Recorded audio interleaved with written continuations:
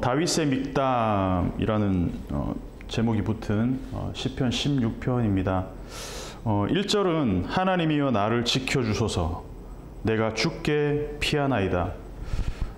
다윗의 일생만큼 피하는 데 많은 에너지를 쓴 사람이 있을까 싶을 정도로 다윗은 도망의 귀재였습니다. 도망다니고 저는 어릴 때 도망 다녔던 기억이 가장 강렬한 기억은 동네 그 일진 형아한테서 이제 처음에 초등학교 6학년 때 이사 간 동네에서 이제 제가 물건 사러 왔다가 슈퍼집 아들이었는데 반말했다는 이유로 그때부터 이제 저를 볼 때마다 이렇게 막 쫓으려고 저를 쫓아다닌, 저는 도망 다니고, 나중에는 이렇게 살 수 없다 싶어가지고 저는 이제 막 이렇게 몽둥이 이런 거 막 가방에 넣어 다니고 이러면서 그때 기억이 나고, 또 뭐 빚을 졌기 때문에 부모님들이 또 이제 빚을 채무 관계에 있는 사람들을 피해서 도망 다니던 또 그런 기억도 있고. 근데 다윗의 도망은 이런 거하고는 좀 차원이 달라요. 자기를 죽이려고. 심지어 그 자기가 도망을 했던 대상이 누구냐? 장인어른, 아들, 가족들한테서 도망 다니는 뭐 이런 참. 그리고 그 도망이 목숨을 살리기 위해서, 자기를 살리기 위해서 도망갔다는. 그래서 아예 시편 3편 같은 경우는 그냥 표제 자체가 아들 압살롬에게서 도망갈 때 지은 시편 이렇게 나와 있어요. 그러니까 이 정도로 다윗은 피하는 것, 피신, 뭐 도망 이런데 아주 그냥 뭐 도 같은 사람이라고 할 수 있습니다. 여기서 보호해달라, 나를 보호하소서라는 이 단어는 preserve, 보관하다는 뜻입니다. 우유가 상할까봐 냉장고에 넣는 것처럼, 물건을 잃어버릴까 그 보관함에 넣는 것처럼 하나님이 나를 보호해달라는 그 요청입니다. 증인 보호하는 뭐 그런 프로그램들이 있잖아요. 내 목숨이 위태할 때 내가 피할 것은 하나님밖에 없다라는 고백을 지금 하고 있는 거죠. 그래서 이 피함의 모티브가 시편에서 계속해서 특히 다윗의 시에서 나타나고 있어요. 2장 12절 한 번씩 그냥 찾아서 읽어봅시다. 2장 12절을 보면 그의 아들에게 맞추라 그러지 않으면 진노하심으로 너희가 길에서 망하리니 그의 진노가 급하심이라 여호와께 피하는 모든 사람은 다 복이 있도다. 이게 기준이 되는 것 같아요. 피하고 피해 다녔는데 산으로도 피해 다니고 들로도 피해 다니고 동굴로도 피해 다니고 다른 나라로도 피해 다니고 다 피해 다녔는데 다 두렵더라는 거죠. 어떤 은신처, 어떤 뭐 피난처조차도 나에게 완전한 안식, 완전한 어떤 피난처가 되지 못하더라.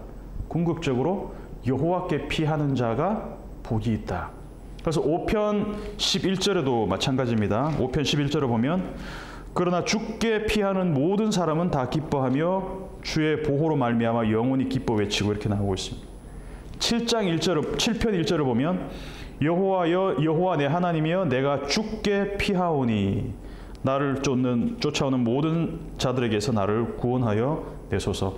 11장 1절을 보면 내가 여호와께 피하였거늘 너희가 내 영혼에게 새같이 네 산으로 도망하라 하면 어찌함인가. 산으로 내가 도망해봤다. 들로도 도망해봤다. 동굴로도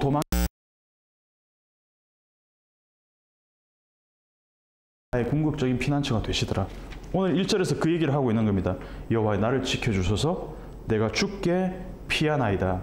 그리고 2절을 넘어가면 주님은 나의 주인 되시고 주 밖에는 나의 토부가 없다. 나의 복이 없다. 2절 한번 같이 읽어보겠습니다. 시작.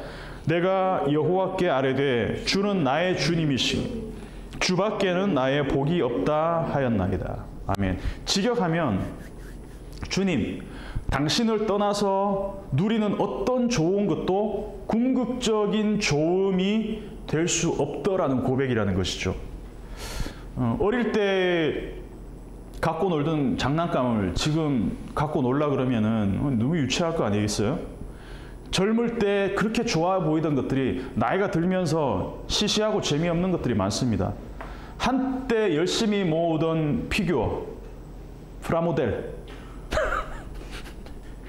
그 엄청난 것들 지금은 열심히 팔고 있습니다. 네. 네. 내가 이거 왜 그렇게 모았었지? 저희 집에 사는 한 분도 예전에는 이제 가방을 좋아해서 막 쇼핑도 하고 제가 선물도 하고 그랬는데 요즘 맨날 그 가방들 안 들고 다니고 에코백 들고 다니고 막 그러고 있더라고요. 그러니까 영원한 거 없는 것 같아요. 그렇게 몰두하고 이게 참 좋아 보였는데, 그래서 주님 밖에는 나를 영원히 만족시켜 주실 이 복이 없다. 토브가 없다라는 것이죠. 토브. 그래서 주님 밖에는, 이 다른 말로 뭡니까? 주님만 영원한 복이 되고 영원한 선이 되신다. 토브가 되신다라는 것입니다. 당신을 사랑해. 이 표현보다 사실 당신밖에 없어. 이 표현이 훨씬 더 설득력이 있어요. 주님은 나의 복이시다. 이것보다 주밖에 나의 복이 없다. 이게 조금 더 간곡하게 들리는 것 같습니다. 예전에 이제 미니멀 라이프 이런 거 되게 유행했었잖아요.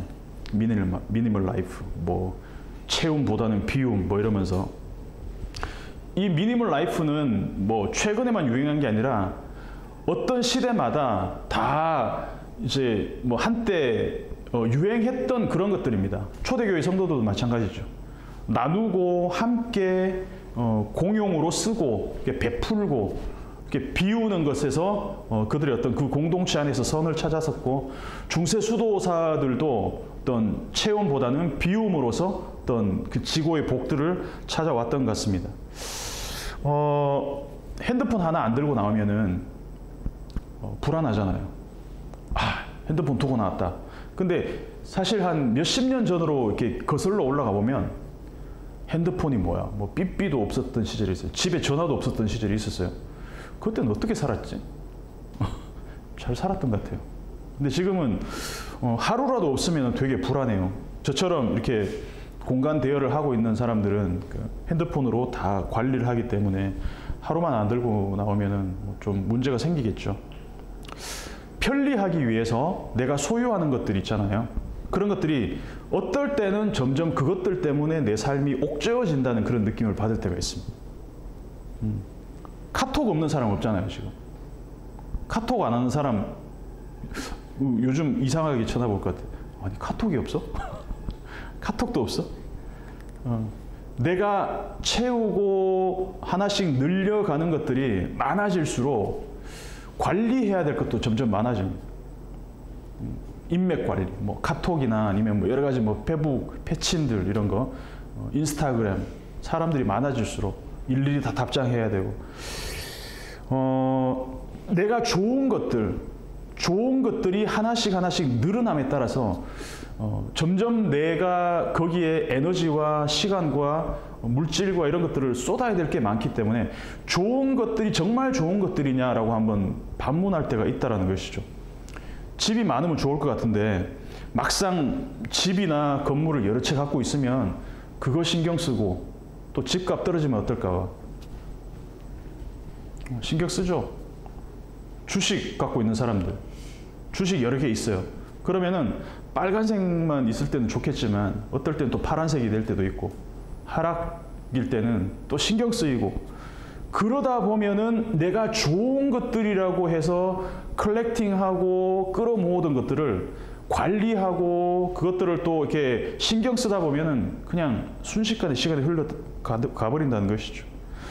많이 가지면 복될 것 같은데 많이 가질수록 점점 피곤해진다는 것을 우리는 많이 좀 경험해 왔던 것 같습니다. 근데 그럼에도 불구하고 피곤해도 가져봤으면 좋겠다, 뭐 이런 사람들이 저를 포함해서 대부분일 것입니다. 근데 인생의 중반부로 갈수록 나의 복이라고 여겼던 것들이 정말 내 삶에서 정말 진정한 토부, 진정한 복으로 남아있는 것인지 우리는 반추해보면 그것이 아니었을 때가 더 많다라는 것을 깨달을 때가 있었죠. 그래서 2절의 고백이 굉장히 지혜로운 고백입니다. 내가 그렇게 복된 것을, 토부, 좋은 것으로 여기고 살았던 것들이 비교해보니까 주님이 주신 복, 주님과 함께하는 복과 비교하니 아무것도 아니더라는 것을 깨닫는 것, 이것이 지혜라는 것이죠. 3절 같이 한번 읽어보겠습니다. 시작. 땅에 있는 성도들은 존귀한 자들이니 나의 모든 즐거움이 그들에게 있도다. 아멘. 주님이 나의 주인으로 삼는 사람들, 그것이 가장 큰 복, 유일한 복이었다라고 2절에서 고백을 하고 있습니다. 근데 주님을 주인으로 삼는 사람이 누굽니까? 주님이 우리를 택하신 사람들이 주님을 주인으로 삼는 사람이잖아요. 그래서 그 사람들이 3절에서 말하면 땅에 있는 성도들이다라는 것이죠. 땅에 있는 성도들. 그래서 우리는 성도라는 용어가 얼마나 영광스러운 말인지 좀 확인할 필요가 있을 것 같아요. 하나님이 우리 같은 사람들을 하나님의 거룩한 자들로 성도로 불러주셨습니다. 리크도심, 카도시, 그도시한 존재들로 우리를 거룩한 자들이라고 부르셨다는 거죠. 그래서 성도라는 정체성은 하나님과 나의 관계에서 하나님이 우리를 부르셔서 끌어올려서 하나님과 같은 존재로 우리를 칭하신 관계라는 것이죠. 그래서 이 성도는 하나님과 우리의 이 수직적인 정체성에서 나오는 표현이라는 것이죠. 근데 뭐 장로, 집사, 목사 이런 것들은 이 성도와 성도 간의 역할들을 위해서 우리가 만든 어떤 그런 직분들이죠. 그래서 사실은 어떻게 보면 성도라는 표현보다 더 존귀하고 더 가치 있고 더 소중한 어떤 그런 정체성은 없다는 것이죠. 그런데 하나님과 우리의 직접적인 관계에서 나온 이 정체성, 성도라는 표현을 우리는 어떻게 쓰냐? 집사, 장로, 권사, 안수집사 이거 아무것도 없는 사람들한테 성도라고 불러요. 교회 가면. 그래서 장로님한테 성도님 이러면 막 기분 나빠하지 않겠습니까? 목사한테 성도님 그러면 나한테 무슨 성도라고. 가장 존귀한, 가장 하나님과 나의 관계에서 설정된 정체성이 성도라는 것이죠. 목사도 성도고 장로도 성도고 집사도 성도고 그리고 초신자도 성도고. 시편 15편 1절을 한번 보겠습니다. 15편 1절을 보면 여호와여 주의 장막에 머무를 자 누구 오며 주의 성산에 사는 자 누구 오니까. 자, 하나님을 주 아도나이로 고백하는 사람들은 15편의 성산에 사는 자들입니다. 그냥 일반 산이 하나님을 여호와로 주로 아도나이로 부르는 사람들에게는 그 산이 거룩한 산이 되더라는 것이죠.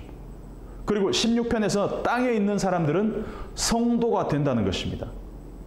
그래서 15편의 산, 16편에서는 땅, 이 산과 땅이 하나님과 연관을 맺고 나니까 그 평범한 산이 성산이 되고 이 평범한 땅에 사는 사람들이 성도가 되고 하늘에 계신 하나님, 이 산 그리고 땅, 하늘과 산과 땅 모든 공간적인 어떤 이 높낮이를 다 떠나서 하나님과 연결되면 그것은 성산이 되고 성도가 되더라는 것입니다. 시편 14편 2절을 읽어볼게요. 2절, 14편의 2절 시작. 여호와께서 하늘에서 인생을 굽어 살피사 지각에 있어 하나님을 찾는 자가 있는가 보라 하신즉. 아멘. 14편부터 확장을 한번 해보면 하늘에서 굽어 살피십니다. 그리고 15편에서는 하늘에서 산으로 내려오십니다. 그리고 16편에서는 산에서 어디로? 땅으로 내려오십니다. 그러니까 카메라 앵글이 14편, 15편, 16편 이렇게 편집돼서 공중에서 땅으로 내려왔습니다. 평범한 산도 여호와 하나님을 주로 섬기는 사람들이 거하면 성산, 거룩한 산이 되고 평범한 땅도 하나님을 나의 주인으로 아도나이로 섬기고 살면 그곳이 거룩한 성전이 된다는 것입니다. 성도, 공간의 문제가 아니라는 것이죠. 하나님과 연결되어 있느냐. 4절 한번 읽어보겠습니다. 시작. 16편 4절 시작. 다른 신에게 예물을 드리는 자는 괴로움이 더할 것이라. 나는 그들이 드리는 피의 전제를 드리지 아니하며 내 입술로 그 이름도 부르지 아니하리로다. 아멘. 자, 3절은 누구를 섬기는 자들? 주를 섬기는 자들. 4절은 이 성도들에 대해서 말했고 4절은 다른 신을 섬기는 자들에 대해서 말하고 있습니다. 3절과 4절이 대조를 이루고 있죠. 출애굽기에서는 하나님이 부르신 백성이 하나님이 언약 파트너로 삼으신 언약 백성들이 다른 신을 섬기는 것에 대해서 굉장히 단호하게 말하고 있습니다. 그 말은 뭐냐면 이 성도들이 주님과 관계를 맺는 순간 이 관계는 배타적 관계가 된다는 거죠. 그러니까 두 주인을 섬길 수 없고 두 하나님, 다른 신을 나의 주로 섬길 수가 없다는 말을 하나님이 언약 관계에 있는 백성들에게 분명히 하셨다는 겁니다. 정말 사랑하는 사이라면, 정말 사랑하는 부부 사이라면 부부 이외의 다른 여성, 다른 남성, 이성에 대해서는 배타적이어야 되잖아요. 나는 당신도 사랑하지만 다른 여자들도 사랑해. 공평하게 사랑해. 용납할 수 없습니다. 나는 하나님에게서도 행복을 찾지만 다른 신들에게서도 행복을 찾을 거야. 여기에서 신들이라는 존재를 그냥 우리가 생각하는 그런 신의 존재로 생각하면 안 돼요. 내가 신처럼 의지하고 내가 구하고 있는 모든 것들이 다른 신이 될 수 있다는 것입니다. 그래서 하나님과 누리는 교제보다 훨씬 더 많은 시간을 다른 것들에 돈과 시간과 에너지를 쏟는다면 그것이 나의 신이라는 것이죠. 시간과 정성이 들어간 만큼 애착을 갖게 되어 있잖아요. 그래서 다른 신에게 예물을 드린다란 말을 어떤 종교적인 그런 봉헌으로 생각할 필요가 없어요. 내가 행복을 찾기 위해서, 행복을 추구하기 위해서 찾아다니는 모든 신들은 다른 신입니다. 모든 것들. 그래서 피의 전제를 드린다는 표현이 있잖아요. 이 말은 주술적인 의미입니다. 무슨 말이죠? 주술적인 의미라는 게 내가 이만큼 공을 들였으니까, 내가 이만큼 봉헌했으니까 나한테 뭔가 주겠지라는 이 어떤 보상의 개념이라는 것이죠. 피의 전제라는 것은. 내가 너한테 이만큼 잘해줬으니까 너는 나한테 이만큼 해줘야지. 이게 어떤 관계냐? 주술적 관계라는 거죠. 자녀한테도 그런 부모들이 있잖아요. 내가 너한테 해준 게 얼만데, 내가 너 태어나서 지금까지 해준 게 얼만데 이 정도는 해야지. 이거는 주술적 관계입니다. 연인이었다가 사귀다가 헤어졌어. 근데 이제 그런 사람들 있죠. 그동안 내가 해줬던 선물들 다 이렇게 그 리스트로 뽑아가지고 그 금액 이렇게 청구하는 사람들. 찌질하게 그게 뭔지. 제 경험은 절대 아닙니다. 그런 사람 있다 그래요. 예. 하나님과의 관계도 이런 이방 종교의 피해 전제를 드리는 주술적 관계로 접근하는 사람들이 있습니다. 내가 이 정도 봉사하고 이 정도 헌신하고 섬겼으니까 이 정도의 보상은 받아야지. 야, 11조를 내가 1년에 얼마나 하는데, 내가 지금까지 쏟아부은 얼마, 투자를 이만큼 했는데 이 정도는 주셔야 되지 않겠습니까? 거래, 이 주술적 관계. 이 정도로 했으면 내 사업, 내 자녀들 잘 돼야지 되지 않겠어? 그죠? 제가 어떤 커뮤니티에 들어가서 글 하나를 읽었는데 그 글이 제한테 되게 좀 인상 깊었어요. 어떤 내용이었냐면 친구가 교회 개척을 했대요. 비슷하죠. 교회 개척을 개척했는데 너무 친한 친구라서 이 친구가 교회를 다니고 있음에도 불구하고 자기 교회로 오라고 포교 활동을 하더라는 겁니다. 이 친구 입장에서는. 그런데 자기가 섬기는 교회가 있으니까 안 갔대요. 근데 이 친구가 결혼을 하게 됐어. 포교를 당했던 친구가. 근데 이 개척을 한 친구 목사가 이제 축의금을 얼마를 보내면서 하는 말이 이제 다시는 볼 일이 없을 것 같다. 그런 친구를 어떻게 해야 됩니까? 이런 사연을 올린 걸 제가 봤어요. 근데 이게 저도 개척을 한 입장에서 아니 뭐 이런 목사가 있어, 이런 생각이 드는 게 아니라 이해는 가더라고요. 아, 이해는 가요. 근데 친구는 그냥 친구 아니겠습니까? 그 안 온다고 친구 관계를 끊을 정도면 그거는 주술적 관계죠. 근데 우리는 친구니까 너 나한테 이 정도는 도와줘야지. 아무 조건 없이 만나는 관계가 친구잖아요. 그렇지 않습니까? 내가 필요할 때 안 온다고 삐지는 사이라면 그건 안 만나는 게 정신건강에 좋지 않겠습니까?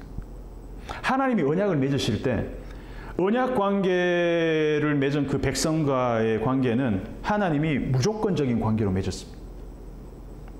그래서 이 관계는 깔끔하게 무 자르듯이 자를 수가 없어요. 더 이상 안 볼 수 있는 관계가 아니라는 거죠. 하나님이 언약 관계를 맺었을 때 주술적 관계로 맺었다면 내가 이 정도로 너희를 사랑하고 아끼고 너희들한테 은혜를 베풀었으면 너희는 이 정도로 나한테 해줘야지라는 그 보상이 이루어지지 않으면 끊어야죠. 하나님 그걸 못하더라는 거죠. 하나님 우리를 이런 관계로 부르셨다는 거예요. 생명으로 엮인 관계. 끊어질 수가 없는 관계. 5절 6절 같이 한번 읽어보겠습니다. 시작. 여호와는 나의 산업과 나의 잔의 소득이시니 나의 분깃을 지키시나이다. 내게 줄로 재어준 구역은 아름다운 곳에 있으며 나의 기업이 실로 아름답도다. 아멘. 나의 산업, 나의 잔, 소득, 나의 분깃, 나의 기업 다 같은 의미입니다. 이 땅에서 성도가 누릴 분깃과 소득은 무엇이냐? 다름 아닌 여호와 하나님이시다. 이 분깃이란 표현이 17편 14절에도 나옵니다. 16편에서는 여호와 자신이 성도의 분깃이 되었지만 17편 14절에는 악인들의 분깃은 자신들의 배를 주의 제물로 채우는 자들이다 이렇게 나오고 있습니다. 나의 산업, 나의 잔, 나의 분깃, 나의 기업의 공통점은 뭡니까? 내가 유산으로 받을 몫이라는 것이죠. 유산으로 얼마나 받았으면 좋겠습니까? 여러분들은 이스라엘 백성들이 가나안 땅에 들어갈 때 유일하게 땅을 분배받지 못한 지파가 있었어요. 어느 지파입니까? 레위 지파입니다. 레위 지파. 그래서 신명기 10장 9절을 보면 그러므로 레위는 그의 형제 중에 분깃이 없으며 기업이 없고 네 하나님 여호와께서 그에게 말씀하신 같이 여호와가 그의 기업이시니라. 이 말 들으면 아멘이 나옵니까? 아니면은 뭔가 조금 이상합니까? 다 땅을 줘. 아버지가 땅 부자야. 아버지가 강남에 땅이 100평, 한 1000평 정도 있는 분이야. 생각만 해도 막 심장이 뛰죠.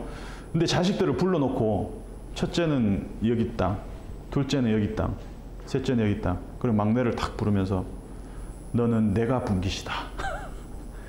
그러면은 아들이 아버지가 나의 분깃입니다. 아버지가 저의 유산입니다. 이렇게 했습니까? 아니면 저한테 왜 그러세요? 그렇겠습니까? 저한테 왜 그러세요? 그러겠죠. 보이는 땅 중요합니다. 근데 하나님이 가장 중요하게 생각하는 유산은 보이는 땅이 아니라 하나님 자신이라는 거죠. 어린아이가 만약에 이런 아이가 있다 그러면 한 5살 정도 된 아이가 우리 아버지는 자산의 30%는 주식이고 부동산이 한 40%, 나머지 30%는 현금과 채권을 좀 갖고 있어. 애가. 그러면서 우리 아버지 재산에 그래서 몇십 프로는 내 몫이야. 이런 거 계산하고 있는 애가 있다. 그런 일은 없습니다. 아빠가 부자건 가난하건 상관없습니다. 이 아이에게 가장 중요한 건 뭐냐? 지금 나랑 같이 사느냐? 지금 나와 함께 살고 나와 함께 기쁨을 누리고 있느냐? 그거 아니면은 아빠가 100억대 부자고 뭐 대기업 CEO 이런 상관없어요. 나와 아빠와 함께 보내는 시간이 없다 그러면 이 아이의 기억에는 아빠와 나와의 관계는 없는 거다는 것이죠. 그러니까 우리의 신앙이라는 것도 하나님과 함께 하심에 관심이 있다면 하나님이 나를 얼마나 사랑하시고 나를 얼마나 아끼시고 나에게 얼마나 많은 은혜를 베푸셨는지에 대한 관심을 갖고 있었던 사람이었다면 시간이 지나면서 하나님이 나의 잔의 소득이시다, 나의 분깃이시다라는 사실보다 내 소득을 얼마나 부풀려 주실지에 대한 내 인생을 얼마나 평탄하게 이끌어가 주실지에만 관심을 갖는 것으로 변질된 것은 아닌지 한번 돌아볼 필요가 있다는 것이죠. 7절 한번 읽어보겠습니다. 7절 시작. 나를 훈계하신 여호와를 송축할지라 밤마다 내 양심이 나를 교훈하도다. 아멘. 시편에 나오는 밤은 긴장된 시간입니다. 근데 16편에서 밤은 양심을 통해서 교훈을 얻는 묵상의 시간입니다. 이게 밤의 양면성이죠. 한없이 두려움이 음습하는 그 동시에 하나님의 복을 곱씹어 볼 수 있는 시간이 밤이라는 거죠. 밤. 시편 6편에서는 아들 압살롬에게 쫓기는 다윗이 기도 응답이 나오는데 그 기도 응답이 뭐냐? 잠을 잘 잤다는 내용이 납니다. 깊은 잠을 잘 수 있다는 것은 성도의 복입니다. 그 밤이 두려움의 시간이 아니라 내일 내 아들이 나를 쫓아오는데, 내 아들 나를 죽이려고 오는데, 내일 큰일이 있는데 어떡하지? 잠 못 이루는 불면의 밤에서 하나님의 복을 받은 성도들은 밤이 내일을 걱정하고 두려워하는 시간이 아니라 내 양심을 교훈하는 묵상의 시간이 될 수 있다는 거죠. 그래서 시편 8편에서는 밤에 떠있는 달과 별을 보면서 창조의 아름다움을 찬양하기도 합니다. 저는 그래서 우리 일상교회 성도들이 밤이 되면 내일을 두려워하고 근심이 쌓이는 게 아니라 주님이 우리를 찾아오고 그 평강을 누리는 시간이 됐으면 좋겠습니다. 밤마다 내 양심이 나를 교훈하도다. 8절 한번 읽어보겠습니다. 시작. 내가 여호와를 항상 내 앞에 모시며 그가 나의 오른쪽에 계심으로 내가 흔들리지 아니하리로다. 자, 시편 14편 2절에 뭐라고 나와 있냐면 하는 여호와께서 하늘에서 인생을 굽어 살피사. 15편 1절에서는 성산에 계신 하나님, 하늘에서 산으로. 16편 3절에서는 하늘에서 산으로, 그리고 산에서 땅으로까지 내려오셨어요. 근데 16편 8절에서는 어디까지? 내 앞에까지 오셨어요. 하늘에서 산에서 땅으로, 그리고 내 앞에까지 왔습니다. 그토록 멀리 계신 줄 알았던 하나님이 어느덧 이 공간적 밀착, 내 바로 지금거리, 내 앞까지 오셨다는 것이죠. 그래서 17편 15절을 보면 17편 15절은 뭐라고 나와 있냐면은 주의 얼굴을 뵐 정도로 밀착된, 가까이 주님을 뵙고 있다라는 모습. 그래서 멀리 계시는 하나님이 점점 더 가까이 다가오는 모습. 마치 카메라를, 니콘 카메라, 좋은 카메라 이렇게 줌인하면은 쭉 당기면 저 멀리 있는 게 내 눈앞에까지 오는 것처럼 우리가 빨리 부흥을 해서 더 좋은 카메라로 바꿔달라는 요청이 있었습니다. 그래서 멀리 비추던 광경을 바로 눈앞에까지 끌어당기는 기법을 시편이 보여주고 있다는 것이죠. 우리 삶에서 하나님이 멀게 느껴질 때가 있습니다. 나는 땅에 있고 하나님은 하늘에 있고 하나님과 나는 상관없는 것처럼 느껴지고, 근데 삶의 고난과 터널과 어떤 역경들을 우리가 통과하면서 지나가면서 나도 모르는 사이에 하나님이 내 곁에 가까이 와 계심을 종종 발견할 때가 있습니다. 이거는 시간이 지난 다음에 하나님이 나도 모르는 사이에 내 얼굴 앞에까지 하나님이 와 계신다는 것을 발견할 때가 있다는 것입니다. 그래서 하나님과 나의 거리가 좁아지면 좁아질수록, 하나님과 내가 밀착될수록 내가 누리는 그 삶의 복, 그리고 샬롬, 이 평강의 범위가 점점 확대가 되더라는 것이죠. 그래서 하나님과 나의 거리가 점점 멀어지면 아무리 많은 것들을 갖고 있다 할지라도 거기에서 샬롬이 없습니다. 평강이 없습니다. 그만큼 갖고 있어 보지 않아서 잘 모르겠지만 그렇다 그래요. 불안이 있습니다.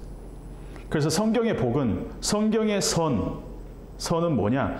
철저하게 하나님과 나의 거리를 좁히는 것으로 나타난다는 것이죠. 그래서 일상교회는 하나님과의 사회적 거리두기를 포기하는 교회가 됐으면 좋겠습니다. 철저하게 하나님과 내가 가까워지는 교회가 됐으면 좋겠습니다. 9절, 10절, 11절 같이 한번 읽어보겠습니다. 시작. 이러므로 나의 마음이 기쁘고 나의 영도 즐거워하며 내 육체도 안전히 살리니 이는 주께서 내 영혼을 소홀에 버리지 아니하시며 주의 거룩한 자를 멸망시키지 않으실 것임이니 주께서 생명의 길을 내게 보이시리니 주의 앞에는 충만한 기쁨이 있고 주의 오른쪽에는 영원한 즐거움이 있나이다. 아멘. 11절에 주께서 생명의 길을 내게 보이시리니라는 표현을 한번 좀 기억했으면 좋겠습니다. 이 보이시니라는 말의 히브리어 표현은 야다입니다. 하나님이 알게 하시리니. 시편 16편 우리가 오늘 읽은 1절은 뭘로 시작하냐? 내가 주님께 피합니다. 피난처 대신 주님을 노래합니다. 그리고 마지막 부분도 내 육체의 마지막 피난처가 주님이 되실 것이라는 확신으로 시편을 마무리하고 있습니다. 내가 주님께 피하였기 때문에 주님은 내 영혼을 스올에 버리지 않을 것입니다. 주님의 거룩한 자를 멸망시키지 않을 것입니다. 주께서 내게 생명의 길을 보여주셨듯이 앞으로도 내게 생명의 길을 알게 해 주실 것입니다. 야다. 계속해서 하나님이 내게 그 길을 보여주실 것입니다. 생명의 길, 생명으로 인도하는 길. 그래서 야다의 그 길이 시작되었다. 하나님이 그 길을 우리에게 보여주셨다. 생명. 교회를 빠짐없이 출석하지만 이 야다의 길, 생명의 길과 상관없이 살 수 있습니다. 10절에 주의 거룩한 자, 하시드, 이 경건한 자들은 이 사람들은 어떤 사람들인가? 주님의 길을 볼 수 있는 사람들.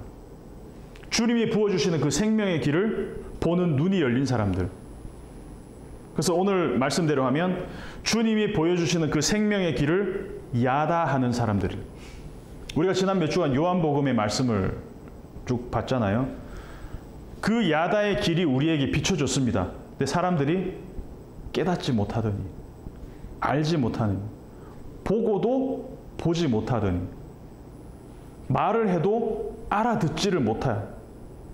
예수님 말씀하셔도 알지 못하고 야다하지 못했던, 알지 못했던 사람들. 왜 그럴까요? 보여줘도 왜 못 볼까요? 눈에 보이는 것만 보고 살기 때문에. 온통 집중하고 사는 것들이 현상밖에 없으니까 아무리 그 생명의 길을 야다시켜 주셔도 우리가 그것을 받아들일 수가 없다는 것이죠. 저는 우리 일상교회가 이 야다의 세계를 경험하는 교회가 되었으면 좋겠습니다. 결론입니다. 이 길은 한 개인이 걸어가기에는 힘든 길입니다. 그래서 주님은 우리에게 함께 이 야다의 길을 걸어갈 수 있는 공동체를 주셨다는 것이죠. 16편을 보면 하나님이 알게 하신 그 생명의 길, 그 생명의 길을 17편 5절을 보면 나의 걸음이 되고 있고 17편 5절 한번 보면 나의 걸음이 주의 길을 곧게 지키고 실족하지 아니하였나이다. 그 야다의 길이 나의 걸음인데 17편 11절에는 누구의 걸음이냐? 이제 우리가 걸어가는 것을 그들이 애워싸서 노려보고 땅에 넘어뜨리려 하나이다. 나의 걸음이 누구의 걸음이 된다? 우리의 걸음이 된다는 것이죠. 그래서 생명의 길을 하나님이 보여주셨는데 그 개인의 걸음에서 시작해서 공동체의 걸음으로 발전되고 있다는 것이죠.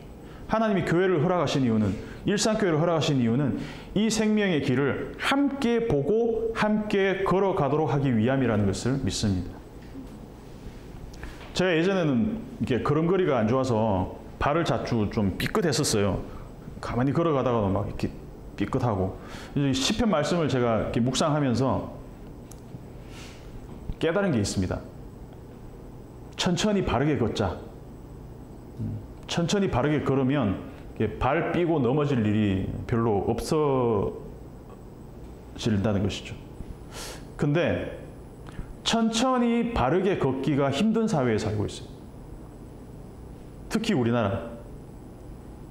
미친 듯이 걸어가고 미친 듯이 뛰어가고 막 방향 없이 막 달리고 이리 달리고 저리 달리고 이게 좋다 그러면 우 몰려가고 여기 좋다 그러면 우 몰려가고 오픈런 하는 것처럼 모든 사람들이 미친 듯이 뛰어가고 이렇게 삽니다. 그래서 우리 사회는 바르게 걷고 바른 길을 걸어가는 것보다는 빨리 걷고 빨리 달리고 막 이 속도에 길들여지기 때문에 정속 주행하고 바른 길을 걸어가는 데 너무 익숙하지 않다는 것이죠. 그래서 아무리 느려도 방향이 올바르면 반드시 도착하게 되어 있다. 속도가 아니라 방향을 설정하고 이 주님이 보여주신 야다의 길을 함께 걸어가는 우리 일상교회가 되었으면 좋겠습니다.